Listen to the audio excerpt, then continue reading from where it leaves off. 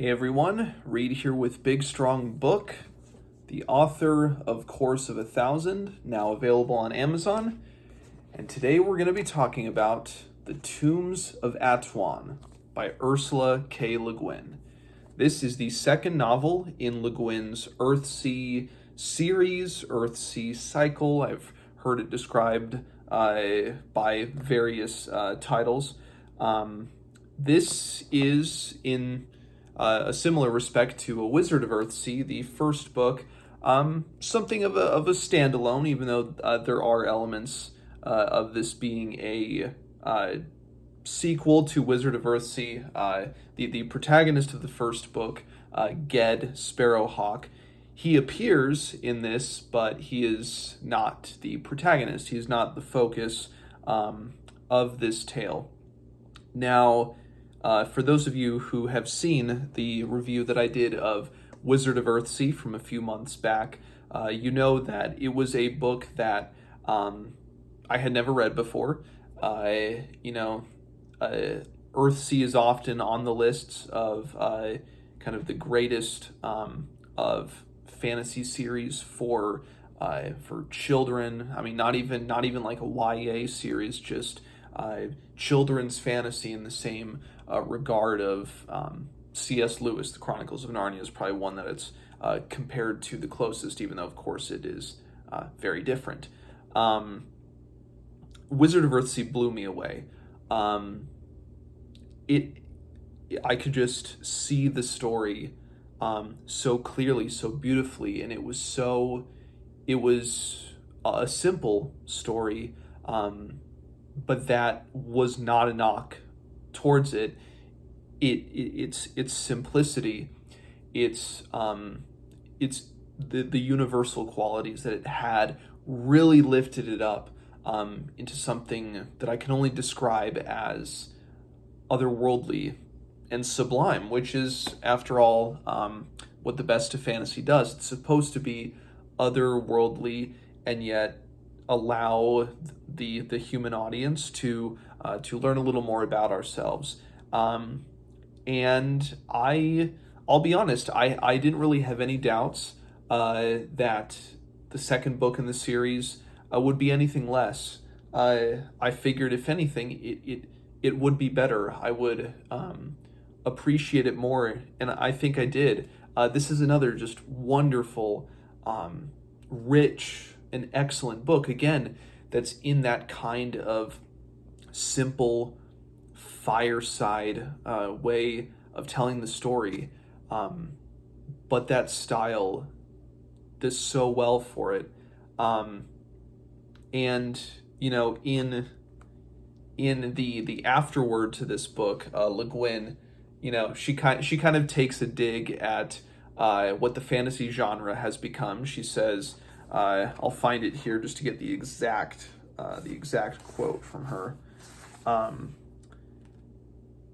But she said, the reason people don't believe that I didn't plan a trilogy from the start is that fantasy now suffers from endemic trilogitis, or the even more serious form of the disease, incurable seriism. Tolkien's The Lord of the Rings is largely responsible for this epidemic, since its 6 books were printed in 3 volumes, the trilogy. I expect Earthsea's also to blame, although it ended up as 6 volumes too. But when I started The Tombs of Atuan, I saw it, as well as I can recall, simply a sequel. And for her, she mentions Anna change of gender in the protagonist of Tanar. This is, again, it's wonderful in the same way that the first one is. This one is a little bit darker. It gets a little bit darker. The nature of how the protagonist of Tanar comes ultimately to be known as Arha, the Eaten One, is kind of a very traumatic. It has a traumatic flavor to it. That's the best way I can say that.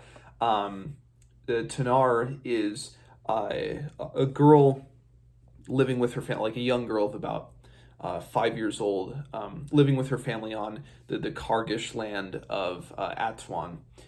And there is this figure that oversees this area known as the Tombs of Atuan, who's kind of the high priestess of the tombs, and oversees there's a high priestess of the God King, another high priestess, I think, of the twin gods.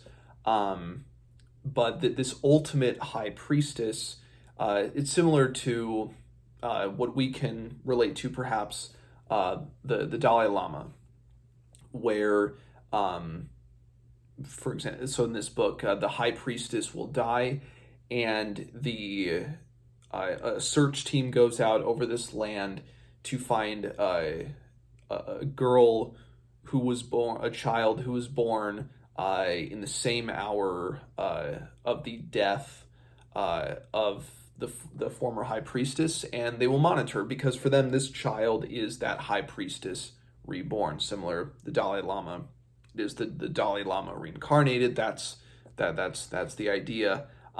Similar to the Tombs of Atuan. So she is taken from her home when she's 5 or 6, and this is done so well in just a 2-page prologue. Her mother, Tanar's mother, saying, "Come home, Tanar, come home." And then the father says, "Why do you let your heart hang on the child? They're coming to take her away next month for good. Might as well bury her and be done with it. What's the good of clinging to one you're bound to lose? She's no good to us. If they'd pay for her when they took her, which would be something, but they won't. They'll take her, and that's an end of it."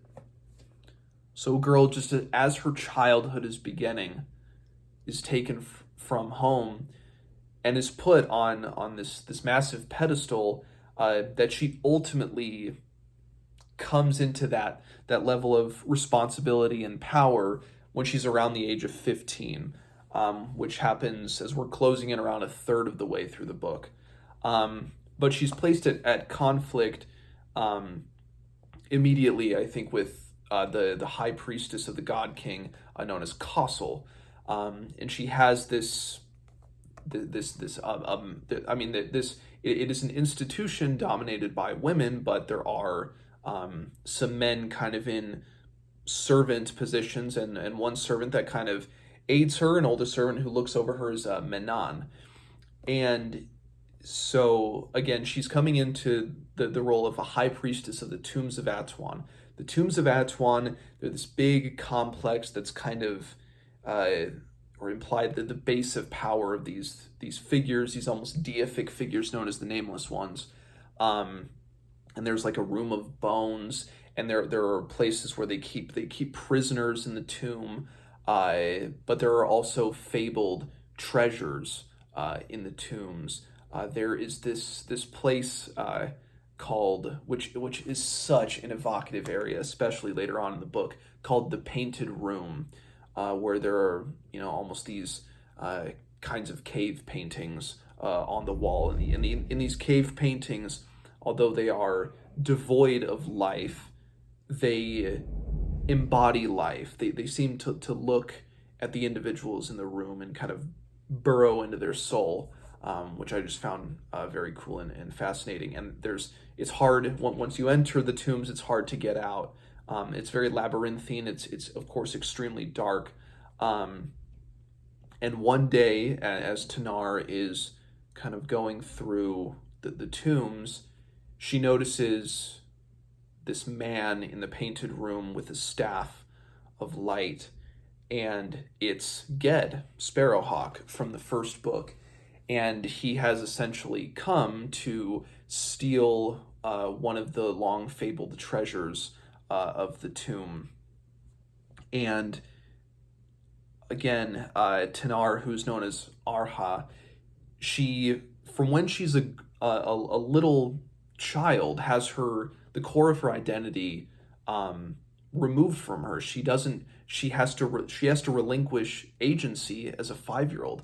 And so as she's coming into her own, coming of age, she's 15 and is starting to to learn more, to hear things. She starts to hear from a friend that that maybe these nameless ones don't have power, and she sees this when she first notices Ged, and how she calls on the nameless ones to eat him, to destroy him, but nothing happens.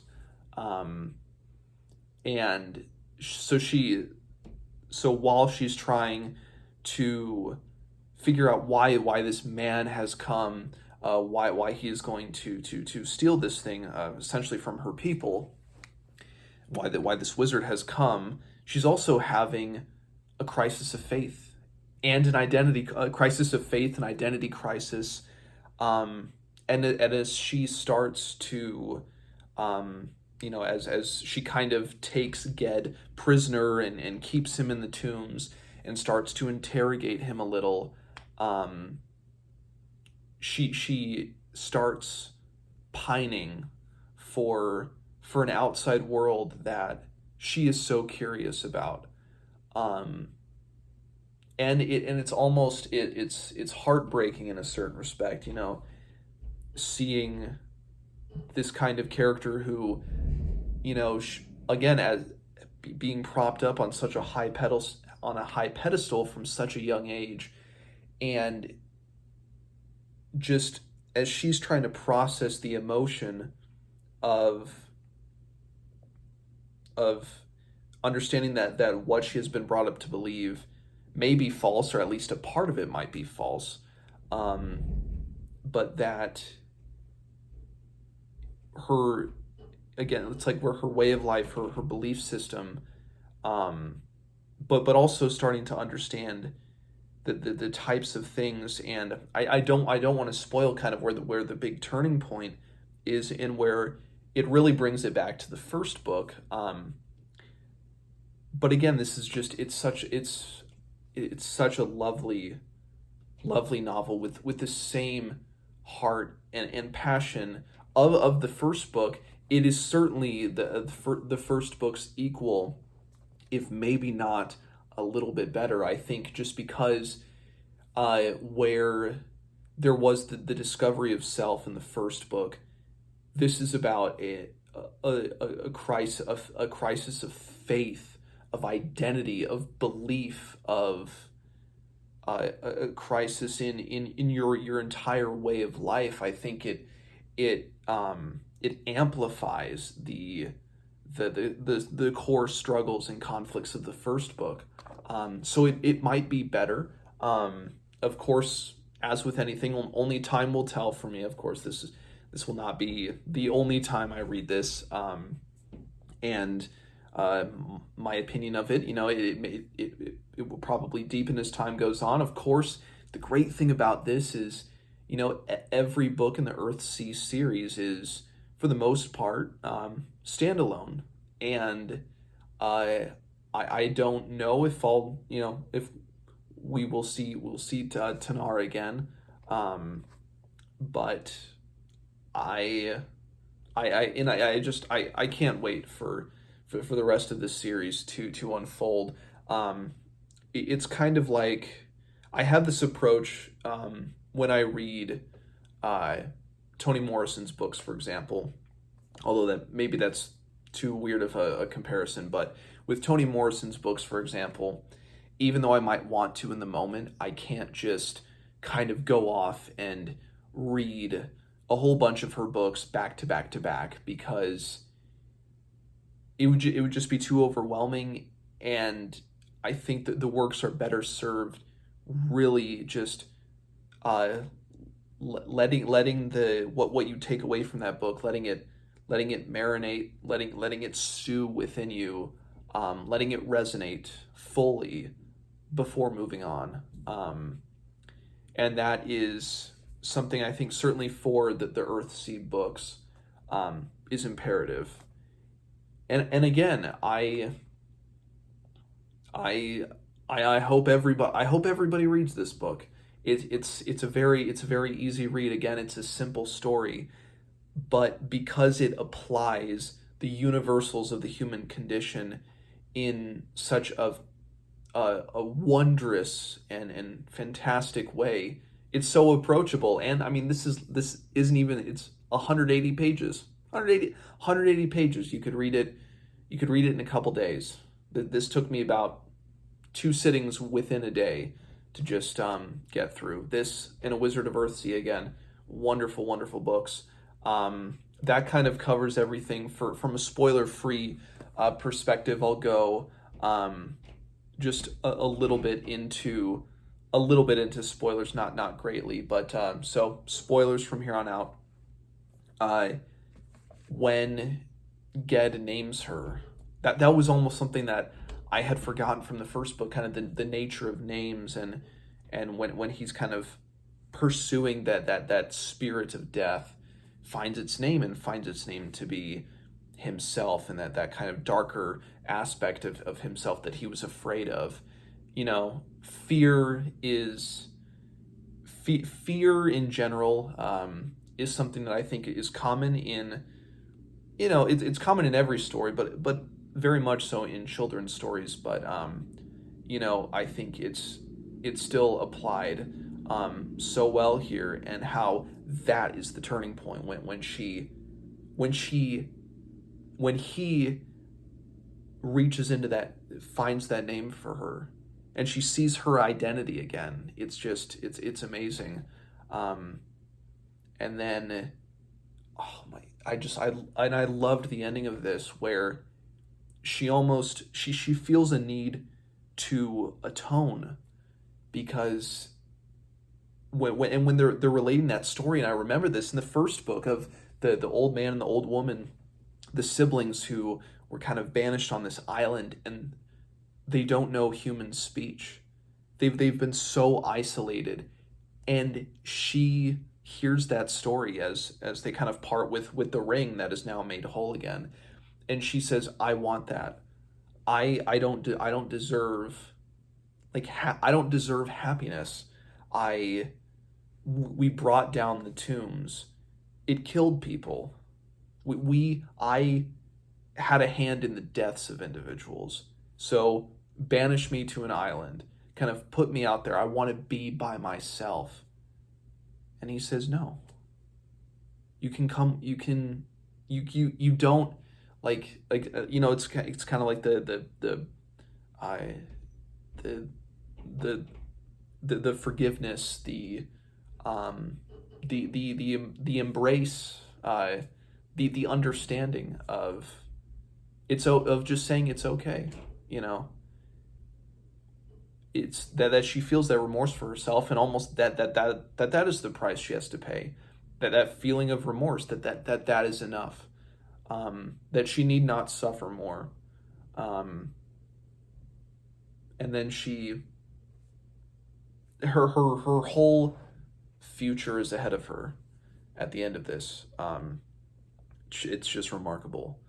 And I think, as I said in my review of A Wizard of Earthsea, and as I understand it, it was made into a live action TV special where they cast a white kid as Ged, which isn't even close to being book accurate, and Guin herself hated it, and this needs the theatrical treatment.